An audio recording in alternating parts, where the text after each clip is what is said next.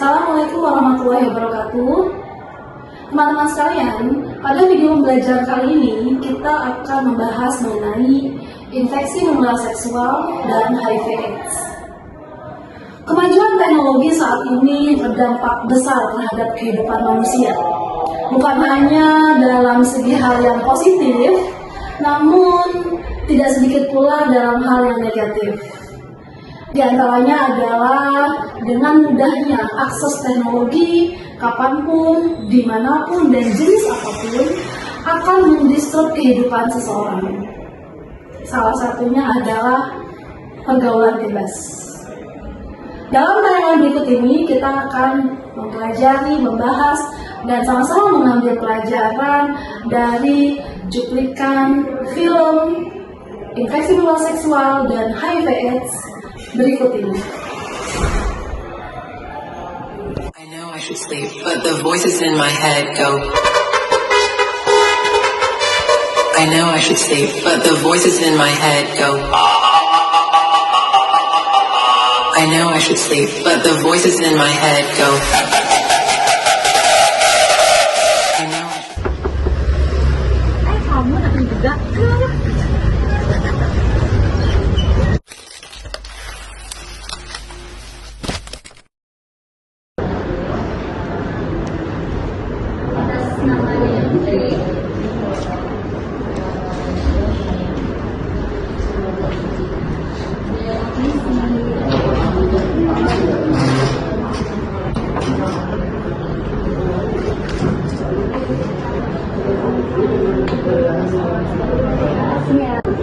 Selamat siang, jadi saya mau katakan apa?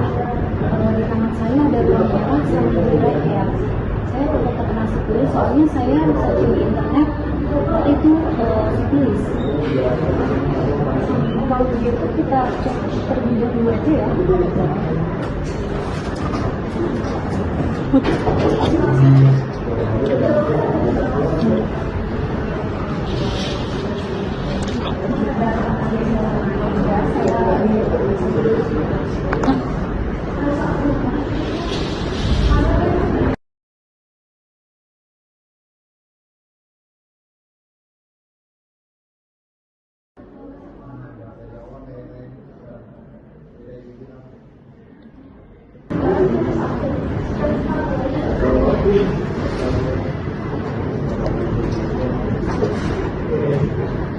Setelah dilihat bisa lebih lanjut, kita akan mengecek hasilnya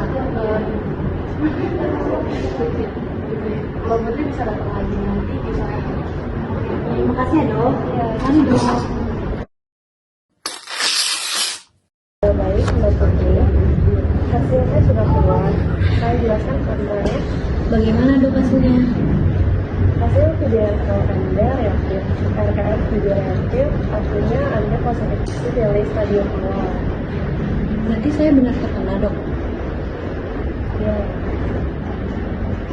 Tapi kamu datang dengan tepat waktu, jadi bisa sembuh total.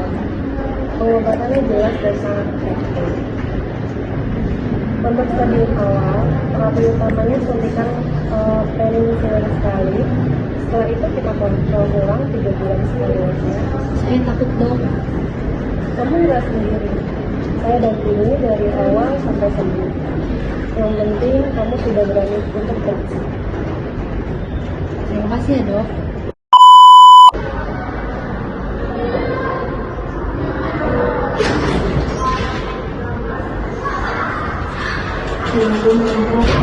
Ini yang terkena sipilis.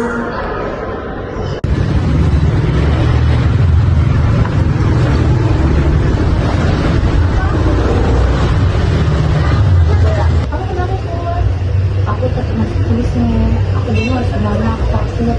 Jangan takut, kamu gak usah takut sendiri, ada aku di sini. Lain kali kamu jangan kayak gitu lagi ya. Tinggalin semua yang bisa nyebabin itu semua. Kamu harus berubah menjadi lebih baik lagi.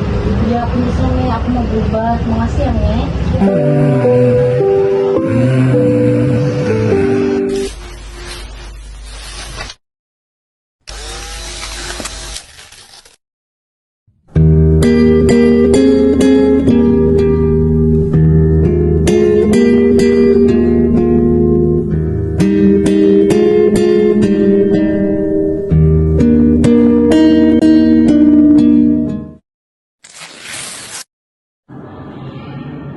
Teman-teman sekalian, tadi sama-sama kita sudah menyaksikan salah satu jenis penyakit menular seksual, yaitu jenis sifilis. Dari namanya, penyakit menular seksual berarti adalah penyakit yang ditimbulkan akibat hubungan seksual. Tentunya di sini adalah hubungan seksual yang berisiko. Seperti apa hubungan seksual yang berisiko ini? Yaitu adalah hubungan seksual yang dilakukan dengan bergonta-ganti pasangan seksual. Ada banyak jenis penyakit yang disebabkan oleh bergonta-ganti pasangan seksual atau penyakit IMS. Ada yang disebabkan oleh virus, oleh bakteri, dan oleh parasit. IMS yang disebabkan oleh bakteri ada 4 jenis, yaitu ada chlamydia, gonore, sifilis seperti tadi sudah kita saksikan dalam film kita bersama, dan bakterial vaginosis. IMS yang disebabkan oleh virus yaitu ada HIV, herpes genitalis, hepatitis B, dan HPV sebagai penyebab kanker serviks. Sedangkan IMS yang disebabkan karena agen parasit ada 3 jenis, yaitu Trichomoniasis vaginalis, kudis, dan kutil kelamin. Tanda dan gejala dari IMS. Secara umum, tanda gejala dari IMS kita bisa melihat, yaitu ada keluar cairan yang tidak normal dari kemaluan. Kemudian ditimbulkan juga rasa nyeri atau perih saat buang air kecil, ada luka, lecet, dan bengkak di area kelamin, gatal di daerah kemaluan, nyeri saat melakukan hubungan seksual, pembekakan dari getah bening atau di selangkangan, dan ada salah satu jenis IMS yang menimbulkan demam. Secara khusus, tanda IMS yang itu bisa kita langsung duga bahwa ini terjadi infeksi menular seksual. Yang pertama untuk gonore atau chlamydia, dia akan menimbulkan keluarnya cairan dari kemaluan. Kita bisa kenal atau biasa dikenal dengan sebutan kencing nanah. Kemudian untuk sifilis ada rasa nyeri dan luka atau kita sebut sebagai charge dan ruam di daerah telapak tangan dan kaki. Untuk penyakit IMS herpes, dia menimbulkan lepuh berisi cairan yang gatal, bisa di daerah area kemaluan. Dan untuk HIV, itu adalah penyakit yang menyebabkan turunnya kekebalan daya tahan tubuh. Dalam jangka panjang akan menimbulkan berbagai komplikasi penyakit yang lain yang disebabkan karena turunnya imunitas.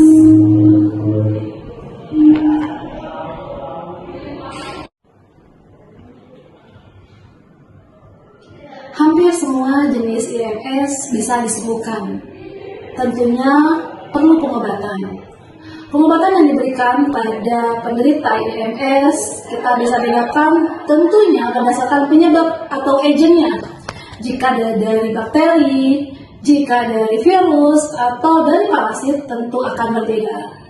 Seperti misalnya chlamydia. Chlamydia akan diberikan antibiotik dengan jenis bisa azitromisin atau antibiotik jenis yang lain.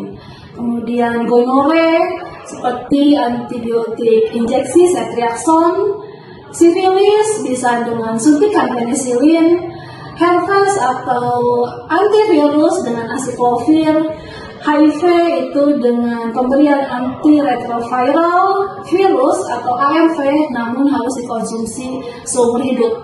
Dan kutil kelamin bisa dilakukan pelaksanaan dengan dilakukannya kauterisasi. Tentunya hal yang paling pokok untuk pengobatan jenis IMS ini adalah setelah sembuh harus menghindari faktor penyebab utama, yaitu bagaimana bakteri, virus, atau parasit ini bisa masuk ke dalam tubuh seseorang karena bergonta-ganti pasangan seksual. Oleh karenanya, marilah berperilaku seksual yang aman dan bertanggung jawab.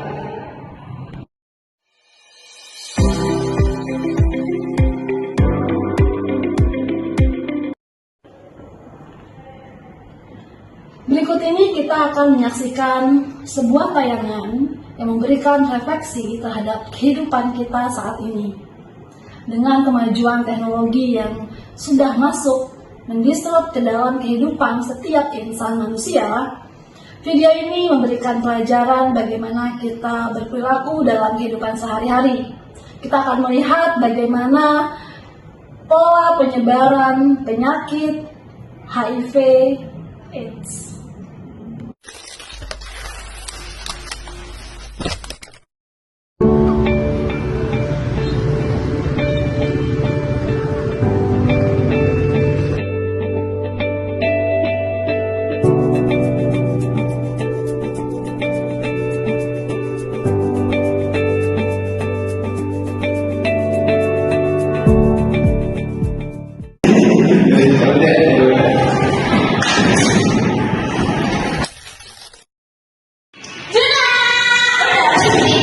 Udah lama sih. Tadi yang berangkat. Kenapa? Dapat. Yang tadi siapa? Kayak gue lihat itu baru ini ngobrol sama orang. Saya mau gimana? Iya, itu siapa? Dan kita mau coba itu. Iya, bener. Benar. Kenal dari mana? Lihat kenal dari media sosial. Ya, coba lihat. Iya. Ih, ada kesini. Bukan. Yang benar. Bukan. Benar bukan. Jaga berdoa lu, Jun. Iya itu cuma sekali Jul. Dan kayak gitu justru cuma sekali. Harus dicegah yang baik.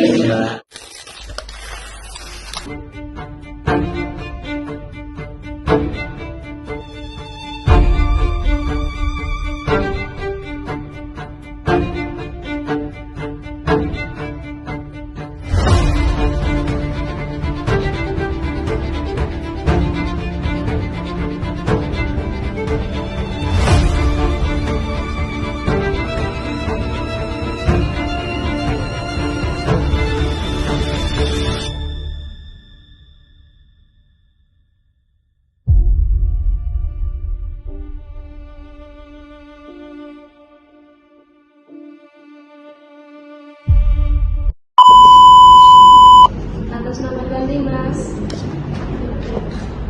Terima kasih, Pak.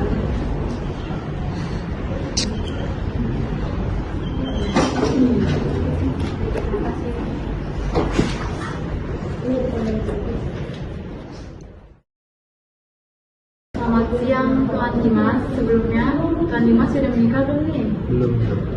Saya manggilnya Mas Dimas aja ya. Baik, Mas Dimas, apa yang bisa saya bantu? Keluhannya apa ya, Mas? Jadi sebenarnya saya datang ke sini karena saya kesehatan saya yang beberapa bulan terakhir ini saya mengalami demam ringan timbul, keringat malam dan batuk terakhir sangat lemas, batuk. Lalu 2 minggu terakhir ini saya mengalami batuk terus menerus dari dalam saya dan keluar darah dan saya perhatikan berat badan saya. Oh iya, baik. Jadi sudah sejak 3 bulan yang lalu Mas Dimas merasakan demam yang hilang timbul, keringat malam, dan badan terasa lemas ya Mas. Dan 2 minggu terakhir Mas Dimas merasakan batuk berdahak dan berat badan menurun drastis. Apakah sudah pernah berobat Mas sebelumnya? Belum, baru kali ini saya cek.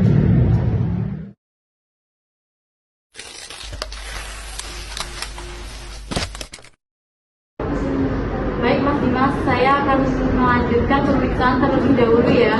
Mas Dimas akan melakukan pemeriksaan ronsen paru dan pemeriksaan tes HIV. Jika sudah keluar hasilnya, Mas Dimas akan kembali ke ruangan saya dan saya akan menjelaskan lebih detail. Mas Dimas tidak usah khawatir, saya akan membantu. Baik Mas, silakan registrasi dulu kita periksa.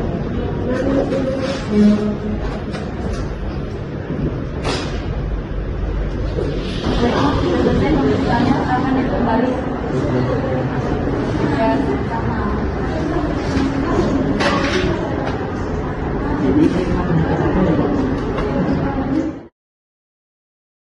Baik Mas Dimas, dari hasil pemeriksaan saya mencurigai adanya TB paru dan dari keluhan Mas di awal saya mencurigakan ada penyakit lain. Mohon maaf ya Mas, saya izin bertanya hal yang sedikit pribadi. Saya berharap Mas Dimas menyampaikannya dengan jujur. Tujuannya agar kita dapat pengobatan yang lebih tepat. Apakah Mas Dimas menggunakan narkoba sintetik? Baik, apakah Mas Dimas, mohon maaf ya Mas,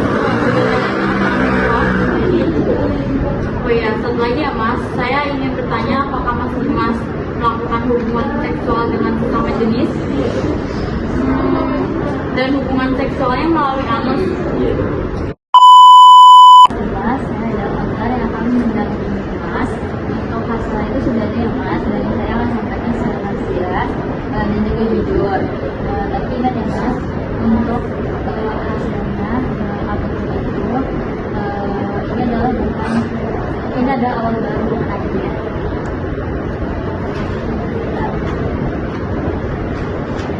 Baik, untuk hasil pemeriksaan laboratorium, Mas Dimas terkonfirmasi positif HIV. Saya Mas Dimas adalah seorang muda, tapi Mas Dimas harus tahu bahwa HIV ini bisa dikendalikan dengan pengobatan medis. Selanjutnya bisa disehat dan kemudian dokter. Langkah yang Mas Dimas ambil untuk pemeriksaan ini adalah sesuatu yang cepat. Sekarang kita harus segera melalui terapi ARV. Obat ini menekan jumlah virus dalam tubuh Mas sampai menekan jumlah yang sangat besar. Bila virus tidak terdeteksi, maka Mas tidak akan melakukan persamaan seperti itu ya Mas ya. Betul sekali. Tapi kami akan selalu membantu Mas Dimas. Sekarang kita akan membahas bagaimana cara memulai penggunaan ARV. Apa saja yang perlu Mas ketahui dan bagaimana kita menjaga rahasia ini bersama-sama. Kita akan mengatur hidup Mas agar tetap sehat dan bersemangat.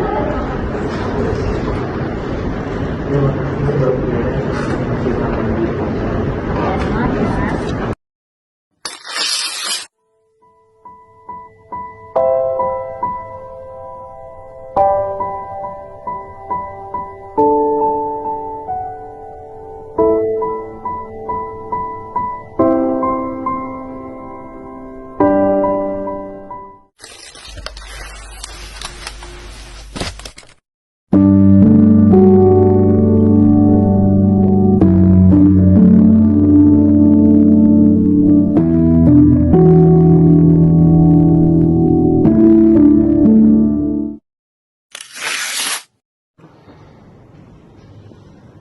Teman-teman sekalian, tadi kita sudah menyaksikan bagaimana seseorang tokoh dalam film tersebut yang mengidap penyakit HIV/AIDS. Apa sih HIV/AIDS itu? HIV/AIDS adalah, kalau kita kenal dari bahasanya, Human Immunodeficiency Virus, yaitu sebuah penyakit yang menyebabkan imunodefisiensi atau penurunan kekebalan tubuh, yang ini disebabkan oleh virus. Virus ini menyerang tubuh manusia dengan merusak sel-sel kekebalan tubuh atau sel darah putih, di mana ketika kekebalan tubuhnya seseorang tersebut turun, maka seseorang dengan HIV bisa jatuh pada kondisi AIDS atau Acute Immunodeficiency Syndrome, yaitu sekelompok kumpulan gejala yang disebabkan karena turunnya kekebalan daya tahan tubuh. Penyebabnya tentunya adalah virus dari HIV ini sendiri. Tanda dan gejala dari penyakit HIV ini mulai dari gejala ringan sampai dengan gejala yang sangat berat ketika sudah muncul pada tahap AIDS. Kita mengenal dalam HIV ini ada masa window period atau periode jendela, di mana sebenarnya virus ini sudah masuk ke dalam tubuh seseorang, namun orang tersebut masih terlihat dalam keadaan sehat dan belum terdeteksi dalam pemeriksaan laboratorium. Tanda dan gejala dari penyakit HIV kita bisa bedakan menjadi 3 fase. Fase pertama adalah fase akut, yaitu terjadi 2-4 minggu setelah terpapar virus HIV. Tanda dan gejala dari fase akut ini masih umum, seperti demam, sakit tenggorokan, pembekakan kelenjar getah bening, ruam-ruam di kulit, nyeri otot dan sendi, sakit kepala, dan kelelahan. Fase yang kedua adalah fase laten. Fase laten ini kita sebut sebagai fase asimptomatik atau tanpa gejala. Fase ini tidak menimbulkan gejala apapun, bisa sampai 5 hingga 10 tahun tanpa pengobatan. Fase yang ketiga adalah fase lanjut, di mana pada fase ini seseorang telah jatuh pada kondisi AIDS. Tentunya ini dapat terjadi jika di fase sebelumnya seseorang dengan HIV tidak melakukan pengobatan. Di fase lanjut ini atau fase AIDS, itu berarti sudah muncul sekumpulan gejala penyakit yang disebabkan karena imunodefisiensi dari kekebalan tubuh orang tersebut. Biasanya di Indonesia disertai dengan berbagai penyakit yang lain, seperti tuberkulosis dan penyakit infeksi menular seksual yang lain. Pada film tadi kita melihat bagaimana sosok tersebut diceritakan dia melakukan hubungan seksual yang beresiko, yaitu LSL atau laki seks laki.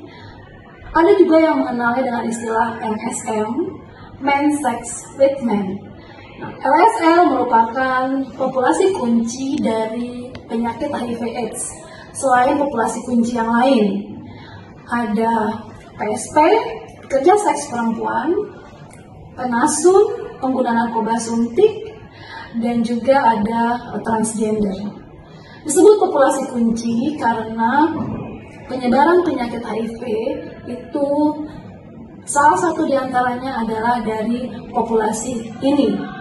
Dan ini bukan hanya memberikan dampak terhadap pasangan seksualnya saat itu, namun juga bisa berdampak pada kehidupan sosial di sekitarnya, seperti pada pasangan sahnya atau pada bayi yang dilahirkan dari ibu yang terinfeksi HIV. Tentunya marilah kita berperilaku hidup seksual, berperilaku hidup sosial yang aman dan bertanggung jawab.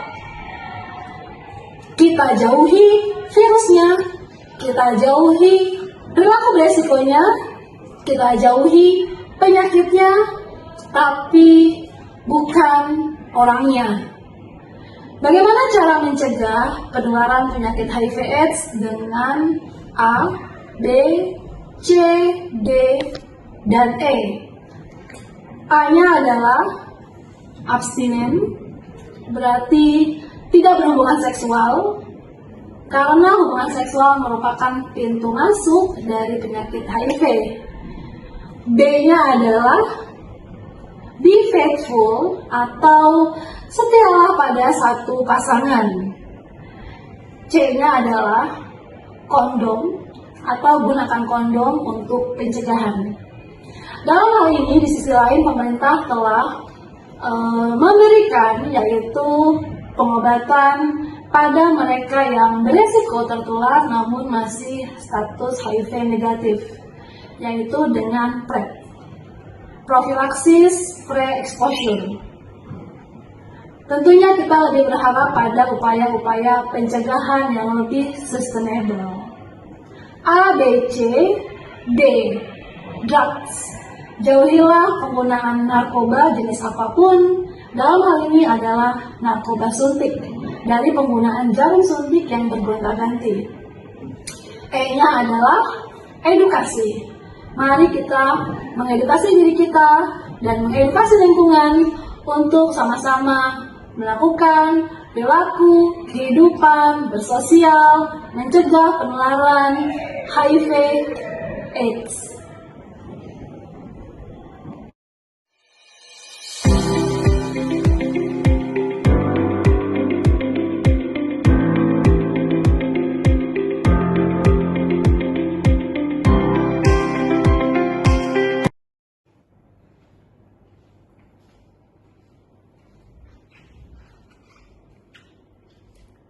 Pemerintah telah mencanangkan melalui UNAIDS, United Nations of AIDS, pada tahun 2030, yaitu zero new infection of HIV atau tidak ada lagi kasus HIV.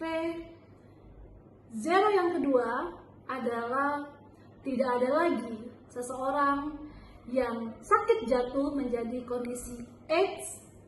Dan zero yang ketiga adalah tidak ada lagi diskriminasi pada semua ODIF atau orang dengan HIV. Oleh karenanya, kita harus menghilangkan stigma pada mereka yang sudah terinfeksi HIV. Dalam mendapatkan target 3-0 ini, maka ada 3 indikator, yaitu 95%, 95%, dan 95%.